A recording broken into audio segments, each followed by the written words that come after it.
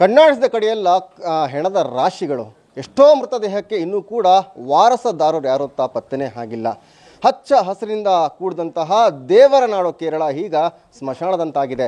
ಮೇಪ್ಪಾಡಿ, ಮುಂಡಕೈ ಹಾಗೂ ಚೂರಲ್ಮಲ 3 ಗ್ರಾಮಗಳು ಸರ್ವನಾಶ ಆಗಿದೆ. ಈ ಒಂದು ಗ್ರಾಮದಲ್ಲಿದ್ದಂತಹ ನಮ್ಮ ಕನ್ನಡಿಗರು ಈಗ ಬದುಕಿ ವಾಪಸ್ಸು ತವರಿಗೆ ಬಂದಿದ್ದಾರೆ. ಅವ್ರನ್ನ ಮಾತಾಡ್ಸೋಣ. ಇನ್ನೊಂದು ಪ್ರಮುಖವಾದಂಥ ಅಂಶ ಅಂತ ಹೇಳಿದ್ರಮ್ಮ, ದನ ಕರುಗಳನ್ನು ಸಾಕ್ತೀವಿ, ಯಾಕಂದರೆ ನಮಗೊಂದು ಜೀವನಕ್ಕೆ ಆಧಾರ ಅಂತ ಹೇಳ್ತೀವಿ. ಹಾಲು ಕರೆದ್ರೆ ಅದರಿಂದ ಹಣ ಸಿಗುತ್ತೆ. ಈಗ ನಿಮ್ಮ ಜೀವ ಉಳಿದಿದೆ. ಆ್ಯಕ್ಚುಲಿ ನಿಮ್ಮ ಜೀವ ಉಳಿಯೋ ಕಾರಣನೇ ನೀವು ಸಾಕಿದಂಥ ಹಸು ಅಲ್ವಾ, ಅದು ಅರ್ಸ್ಕೊಂತು.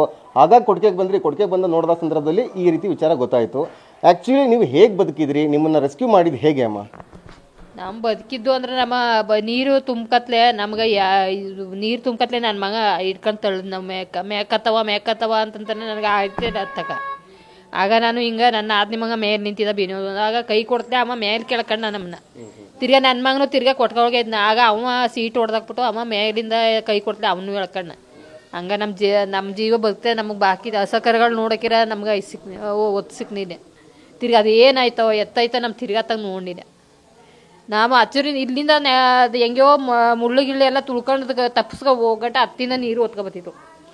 ಅಲ್ಲಿಂದ ನಮ್ಮ ಹೆಂಗೆ ಓಡಿದ್ರೆ ಹೋಟ್ಲು ಬಂದು ನಿಂತ್ಕೊಂಡು ಮಲ್ಲೊಂದು ಆಸ್ಪತ್ರೆದಲ್ಲಿ. ಆಗ ಅಲ್ಲಿಂದ ನಾವು ಹೋಗಿ ನಿಂತ್ಕತ್ಲೆ. ಆಗ ನಮ್ಮ ಯಜಮಾನ್ರು ತರಕದೆ. ಆಗ ನಮ್ಮ ಯಜಮಾನ್ರು ಹಚ್ಚೋರಿಂದ ಬತ್ತಿದ್ರು. ಆಗ ಅವ್ರನ್ನೂ ಕಟ್ಕೊಂಡು ನಮ್ಮ ಮೇಲೆ ಒಂದು ಬಂಗಡಿ ಅದ, ಅಲ್ಲಿಗೆ ಹೋಗಿ ನಿಂತ್ಕೊಂಡು. ನಮಗೆ ವೈನಾಡು 115 ಕಿಲೋಮೀಟ್ರ್ ಚಾಮರಾಜನಗರದಿಂದ. ಹಾಗಾಗಿ ಇಲ್ಲಿ ಸಾಕಷ್ಟು ಕೆಲಸಗಳು ಸಿಗಲ್ಲ. ಹಾಗಾಗಿ ಟೀ ಎಸ್ಟೇಟು ಅತಿ ಹೆಚ್ಚಾಗಿದೆ ಅಲ್ಲಿ. ವೈನಾಡು, ಮುಂಡಕೈ, ಮೇಲ್ಪಾಡಿ ಮತ್ತು ಚೂರಲ್ಮಲ. ಹಾಗಾಗಿ ಸಾಕಷ್ಟು ಸಂಖ್ಯೆಯಲ್ಲಿ ಇಲ್ಲಿರುವಂತಹ ಕನ್ನಡಿಗರು ಹೋಗಿರ್ತಾರೆ. ತಾವು ಕೂಡ ಅದೇ ರೀತಿಯಾಗಿ ಹೋಗಿದ್ರಿ. ಯಾವ ರೀತಿಯಾಗಿ ಬದುಕಿತ್ತಮ್ಮ ಆಗ ಆ ಸಂದರ್ಭದಲ್ಲಿ? ಆವಾಗ ಏನೂ ಇರಲಿಲ್ಲ, ಹಿಂಗಂತ ತೊಂದರೆ ಏನೂ ಇರಲಿಲ್ಲ. ಈಗ ನಮ್ಮ ಯಜಮಾನ್ರು ಅವ್ರ ಅಪ್ಪ ತಂದೆ ಫಸ್ಟೇ ಹೋಗಿ ಸೇರ್ಕೊಂಡ್ರು. ಇವರು ಎಲ್ಲ ಹೋಗಿದಾಗ ಇವ್ರಿಗೆ ಚಿಕ್ಕ ಒಂದು 6 ವರ್ಷ 7 ವರ್ಷ ಆಗಿತ್ತು ಅಂತ ಆಗಲೇ ಹೋಗಿ ಸೇರ್ಕೊಂಡ್ರು ಇವರು. ಇಲ್ಲಿಂದ ನನ್ನ ಮದುವೆ ಮಾಡ್ಕೊಂಡು ಅಲ್ಲಿ ಕರ್ಕೋದು. ನಾವು ಮದುವೆ ಹೋಗ್ಬಿಟ್ಟು ಹೋಗಿ 35 ವರ್ಷ ಆಯಿತು. 35 ವರ್ಷದಿಂದ ಅದೇ ನಮ್ಮ ಜೀವನ ಮಾಡ್ತಿರೋದು. ಹಿಂಗೆ ಟೀ ಎಷ್ಟೊತ್ತಲೇ ಹೋಗಿ ಸೊಪ್ಪು ಗಿಪ್ಪು ಕೂದುಗಿದು ಹಂಗೆ ನಮ್ಮ ಎಷ್ಟು ಜೀವನ ಮಾಡ್ತಿದ್ದು. ತಿರ್ಗಿ ಅದ್ರ ಮಧ್ಯೆ ಈಗ ಹಸ್ಗಳು ತಗೊಂಡು ಅವರಲ್ಲಿ ನಮ್ಗೆ ಜೀವನ ಹೊಸ ಇದ್ದು. ಈಗ ಅವು ಹೋದ್ಮೇಲೆ ನಮಗೆ ಏನೂ ಇಲ್ಲ. ಈಗ ನಮ್ಮ ಹೆಂಗೆ ಜೀವನ ಮಾಡ್ಕೊಂಡು ನಮಗೆ ಗೊತ್ತಾಯ್ತು.